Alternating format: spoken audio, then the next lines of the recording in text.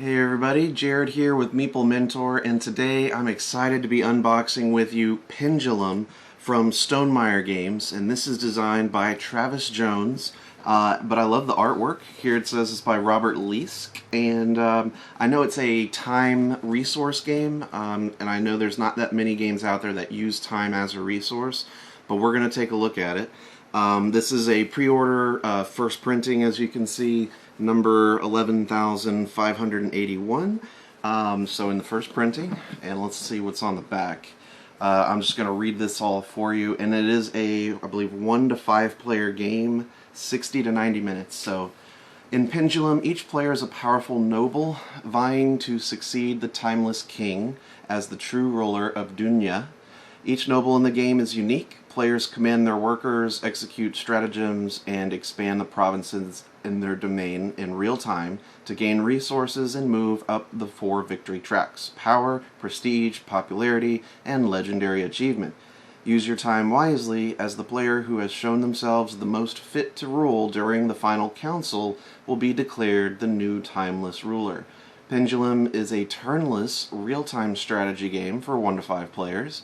Players must use actual time as a resource in managing their strategy to best their opponents, using time on different action types and balancing it with time spent planning and analyzing. Faster isn't always better. The winner will be the player who manages and invests their time most effectively, not the player who acts the quickest. So, yeah, it looks to be kind of an interesting worker placement Euro-y kind of game with time. So, I'm going to crack this open and break the seal with you. Careful here with my little knife. Alright, here we go.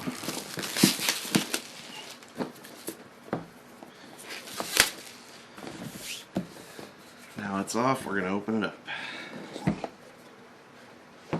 Right on top, of course, we've got, this is that fine linen paper that we're used to seeing with the Wingspan instruction manual. So it's got that very, very nice feel to the rule book. Extra large rule book here, large pages, lots of color. Alright. But overall, the text is pretty large too, so it doesn't seem like a very long or in-depth type of rule book, but certainly more than, say, Wingspan. And there's FAQ already on the back, so that's nice. We've got another rulebook here right on top for the Automa, which is typical of Stonemaier games to include a artificial player so that you can do a solo mode. And so this, of course, just teaches you how to include that. We have a quick reference guide on top. So this is a sort of a thicker board of paper here. So you got general player setup, we've got worker action overviews, game end, details of the actions, and some of the iconography. So this is useful. Might be thinking about laminating that. Right on top there's a very small cardboard punch token board here. The call council, trigger last person knocked off here, not sure. Got some tokens here with 10 on it, the timer track. Alright, and it's sort of empty on the other side, and this has different information shown on the back. So I'll set that aside for now. We'll figure that out once I read through the rules. Let me quickly open up here this game board. Alright, so it is two-sided. I'm looking at now, this is the 1 to 3 player side. So if you have 4 players, perhaps 4 to 5, yeah, here we go. So you can see. So there's some areas here to place some things. This looks like your worker spots and the actions. There's for some decks to set. Maybe some more worker spaces. Not really sure. This is sort of like maybe time resource or... Oh, okay. So this section here says 3 minutes, 2 minutes, 45 seconds. So I think if it works like some of the other games I've seen that use time as a resource, you've got these hourglasses, and you would just put them on the spaces, and then once it runs out, you're allowed to pick it back up again. But I don't know all the ins and outs here, so that's just me talking. Let me open this and see what kind of Looks like player boards here are included. Everyone's got their own unique board, very much like Scythe or Viticulture or Wingspan. So it's a pretty common thing to see here with a Stonemaier game. So we've got a cardboard board here. So it's got a little, it's kind of like the sideboard for maybe some smaller cards and have special abilities. Set that aside here. Just a little cardboard separator. Probably don't need that. Okay, here a little bit larger on the bottom, we've got an AI Automa type of board, and this has sort of that same feel or texture as the tapestry boards. So if you're familiar with how those feel, that's what this side feels like. And then kind of a smooth back. And here we should have, yep, 1, 2, 3, 4, 5 player boards. So you're going to have these different colors, and you got different animal creatures here or fantasy creatures represented on each of these, which is pretty interesting. She's some kind of like princess witch or something, like a minotaur maybe. So yeah, looking at this, there's some tracks here along the top. You've got some symbolism and areas here, and then maybe places to set stuff down or collect items. I'm not sure yet, but 4 different symbols of that stuff. And then I guess you got his name, Gamble or Gamble, the Briber, Bulk, the Champion, Licinia, the Implacable, Drinkier, the Insidious, Mesoate or Mesoate, the Justicar, Justicar. I don't know. Oh, and there's 2 sides. So on the back, is it the same? No, there's like a light side and a dark side. Don't know what that means yet, but I'll set that aside and keep looking into the box and see what there is. So I see some cards. We've got sort of the map location backed cards here. Let me carefully open the packaging on this so we can look through some. Alright.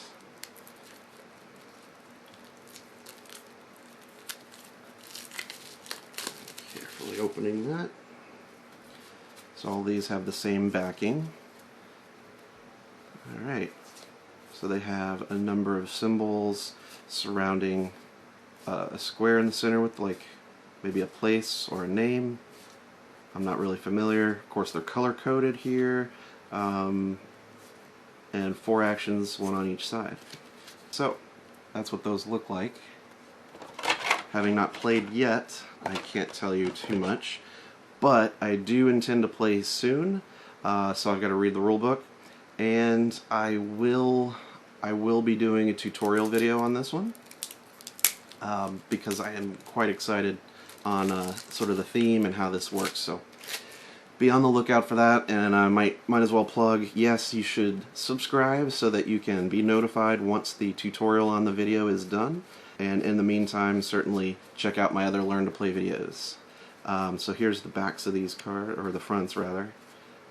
So various tokens or actions perhaps that are allowed here, and you know, there's these various symbols too, even though you can't really tell too much of a difference from the front. So cool. I'll probably end up sleeving those as I normally do with my games. Here we go. Open into this.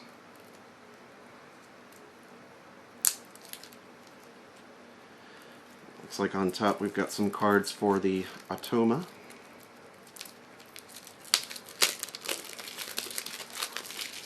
So at least partially, the Automa will be controlled by a deck of cards. So all of those, definitely. So you can see, these are the kinds of actions that the AI would be directed to take. And down here, got some track cards here, B, D, F, A, C, E. I don't know what those are for yet. We've got some interesting cards about the various characters and perhaps maybe special abilities. So you get a little bit of flavor text in here, so that's pretty cool. Set that aside. And this looks to be like a general reference card that everybody can have. So it's a council phase, and then probably a little bit of what you can do on your turn that doesn't require time or does require time, that sort of thing. We've got a few of these red, orange, amber color cards with a star on it. This one says Elite Troops, Summit in Montbrier, Proven Leader, Crush Rebellion. So these, if I had to guess, are in-game goals or points awarded for accomplishing certain things. That's my guess. We have some purple tokens that are square. Just drop them all right there for now. So interesting. These are kind of like a plastic, smooth, smooth on the outside. I feel like there's like a sticker film maybe on each side. You can hear that plastic token. Cool. So they're all blank right now. I didn't see any stickers or something that would have to go on these, but there's more to see. We have some player pieces. Some small, some large, all plastic, so that's cool. And once again, it's just a very smooth sort of, it's hard to explain, it's like a smooth sort of feeling on these plastic pieces on the edge, or the top's edge. Yeah, so you've got black, blue, red, white, green, cool. So there's small and large pieces for each color. We've got these hourglasses, which of course it's not going to be an hour, but I'm guessing they're perhaps different in their time that it would take to deplete one. So black may be the longest. So there you can see. Alright. And here we've got a metal feeling player marker, or perhaps first player token, but that's that there. It's pretty weighted. It has a good feel to it. Kind of feels like the weight of maybe like a 50-cent piece coin, something like that. Let's put that right there. We have cubes. Let me get all these cubes out. Cubes, cubes, cubes. So I have 2 bags of blue, 2 bags of red, 2 bags of yellow of cubes. Let me open these up just to see how they feel.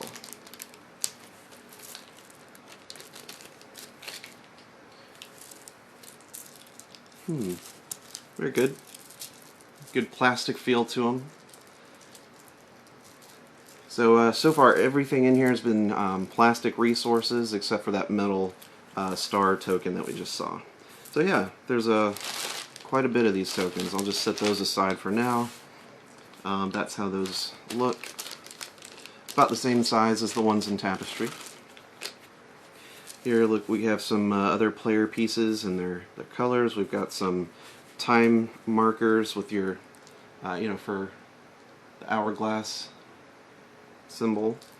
We've got the kind of hex barrels here, all plastic pieces. And I'm guessing these are more like scoring tokens for victory points, perhaps. And there's a gray one for the hourglass. So, important pieces. I'm just going to put these on back in their bag. And some more resource tokens. So these are thinner, more circular plastic. Got varying colors here. I'm guessing these go on the player boards. You got the red, blue, and yellow. And, oh, here, there's a gray one, so that makes sense too. Maybe they start here, maybe they end there, but that's what it would probably do right there. So there should be enough for all 5 players to have one of each color. And is there anything else in the box? I'm going to look underneath. And there is nothing. Great. Well, that is what's inside Pendulum from Stonemaier Games. I appreciate you guys tuning in and watching this unboxing and doing Pendulum for you right here on the Meeple Mentor channel. Stick around, like I said, because I will be doing a tutorial video for this one, so I'm going to be getting on that very shortly. And check out some of the other tutorials on the channel. I do some game designer interviews, including with Jamie Stegmaier of Stonemaier Games, so check out that video if you're interested. But I'll see you guys on the next unboxing or tutorial video. I'll see you guys on the next one. Bye-bye.